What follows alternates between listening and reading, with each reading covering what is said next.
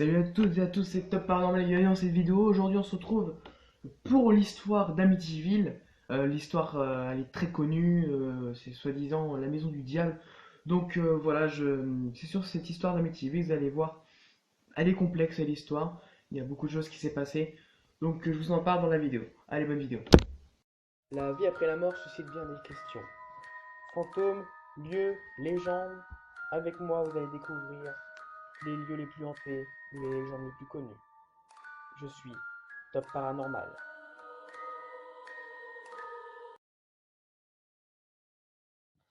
Suite au succès des nombreux livres et films au sujet de cet endroit, il est justifié de vouloir connaître les éléments entourant cette mystérieuse demeure située au 112 Océan Avenue, dans le quartier aisé d'Amityville.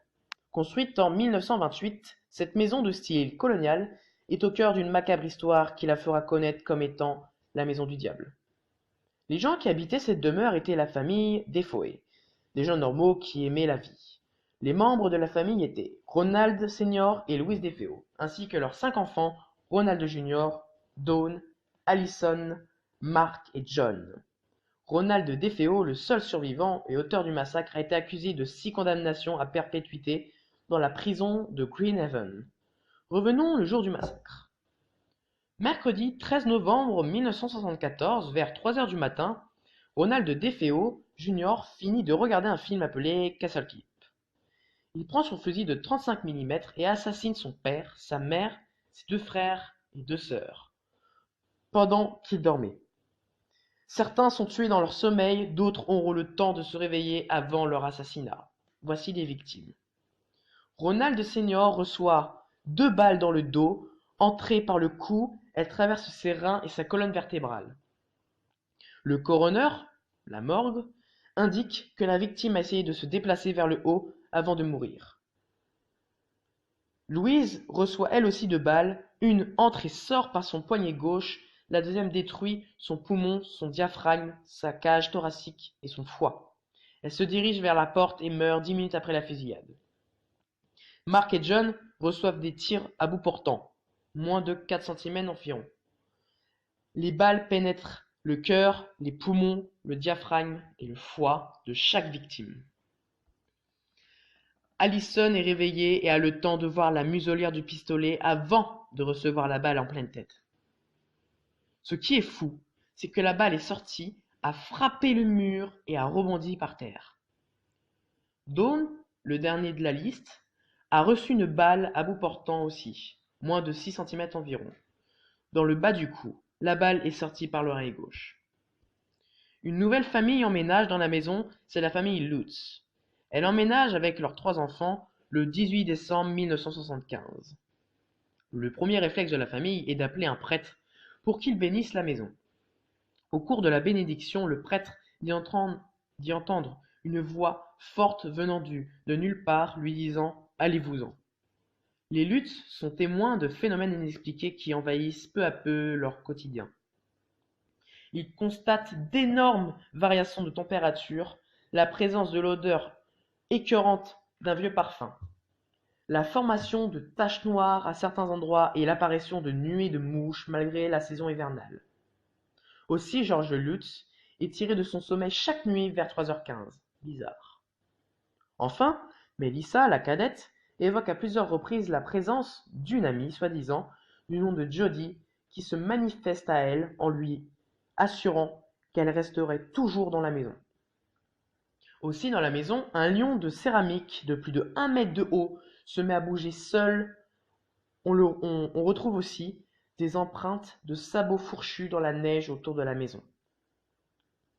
Les Lutz arrivèrent rapidement à la conclusion que la maison de leurs rêves était en fait un endroit cauchemardesque, hanté par des démons. Kathy Lutz est la première à être véritablement terrorisée par les entités de la maison. Des bras invisibles l'enlacent et des êtres inconnus tentent de la posséder. Toute fuite étant impossible, elle avait l'impression qu'elle allait mourir. Plus tard, des marques rouges très douloureuses apparurent sur sa peau, comme si elle avait été frappée à coups de tissonnier brûlant. À la même période, George Lutz subit à son tour des événements étranges. Il entend une fanfare défiler dans la maison avec le bruit des bottes et le son des instruments à vent. Il ne voit rien, mais retrouvera les tables, les fauteuils et le canapé poussés contre le mur du salon, comme pour laisser le passage à la cohorte endiablée. Puis l'événement le plus extraordinaire, la goutte d'eau qui fait déborder le vase, a lieu une nuit du début janvier 1976. Cette nuit-là, George n'arrive pas à trouver le sommeil et après avoir décidé de sortir boire un verre, il se retourna vers sa femme pour la prévenir. À sa grande surprise, elle ne se trouvait plus à ses côtés. Il leva les yeux, elle lévitait dans les airs. Plus horrible encore, lorsqu'il la tira par la manche pour la faire redescendre dans le lit, elle se rida et prit un instant l'apparence d'une vieille femme hideuse. Les Lutz restèrent que 28 jours dans leur nouvelle demeure avant de déménager en pleine nuit, laissant tous leurs biens derrière eux. Fiction, mensonge, peut-être bien, mais véridique ou pas, l'histoire de la maison d'Amityville n'a pas fini d'intéresser les amateurs du paranormal.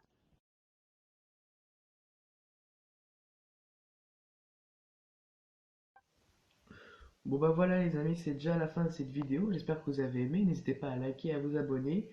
Oui, donc j'ai repris les courses ce matin, donc je suis dans le bain, vidéo court, je suis très content de vous faire cette vidéo, ça me permet de décompresser un peu. Et aussi je voulais dire que je fais une collecte sur, je sais même plus le site, je fais une collecte, c'est pour financer le matériel, si vous voulez, peu importe si vous participez ou pas. Je comprends totalement si vous participez pas. Si vous participez pas, tout le monde a des problèmes d'argent.